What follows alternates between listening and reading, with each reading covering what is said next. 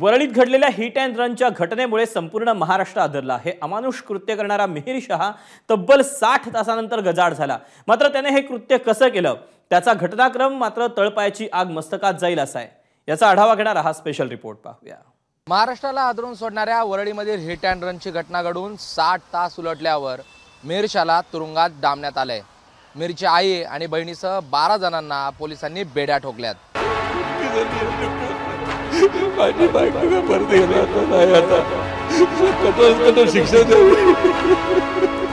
प्रदीप नाखवांचा हा आक्रोश अजूनही प्रत्येकाच्या मनातून जात नाहीये। खांद्याला खांदा लावून संसाराचा गाडा हाकणारी सहचारिणी जगातून कायमची निघून गेली आणि संपूर्ण नाखवा कुटुंबावर दुःखाचा डोंगर कोसळला।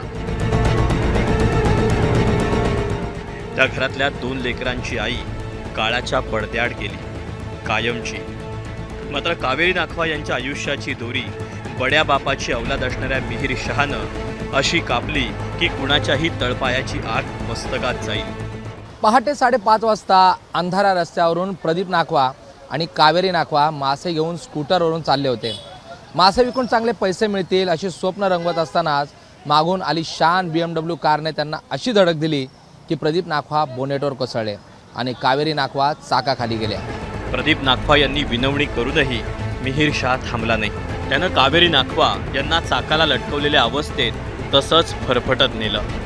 मृत कावेरी या अपघातात कारच्या बंपर आणि चाकामध्ये अडकल्या होत्या। सुमारे 2 किलोमीटर कावेरी यांना तसेच फरफटत आणल्यानंतर वरळी सीपेसला मिहिर शहा आणि शेजारी बसलेल्या राज ऋषी बिडावत यांनी चाकात अडकलेल्या कावेरी यांना बाहेर काढले आणि तसेच रस्त्यावर टाकले। त्यानंतर आरोपींनी मोटारगाडी बाजूने न नेता कावेरी यांच्या अंगावरून नेली। हलगर्जीपणा ह्याच्यात झालेला आपल्याला दिसत आहे, कारण साधारणपणे 60 तास एखादा अक्यूज्ड तो मिहिर शहा हा शहा लपला होता कुठे, कसा लपला, सीसीटीव्ही मध्ये का नाही दिसला, का पकडलं गेलं नाही 60 तास, काही लपवण्याचा प्रयत्न होता का? मला वाटतं याच्यावर घटनाबाह्य मुख्यमंत्र्यांनी उत्तर देणं गरजेचं आहे। या अगरवाल प्रकरणामुळे चोरांना ऍक्सिडेंट करणाऱ्यांना एक नवीन पळवाट काढण्याचा मार्ग मिळाला आहे। ऍक्सिडेंट केल्यानंतर गायब व्हा, तुमचं ब्लड सॅम्पल दुसऱ्याचं हजर करा, ड्रायव्हर तिसरा हजर करा।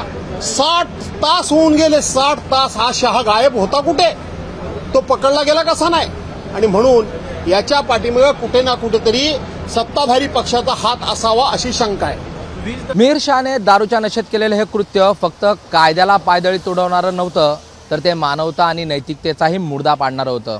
आता अटक करण्यात आली असली तरी त्याला अशी शिक्षा व्हायला हवी की बड्या बापांच्या अशा औलादी दारू डोसून असं कृत्य करायला धजायला नको।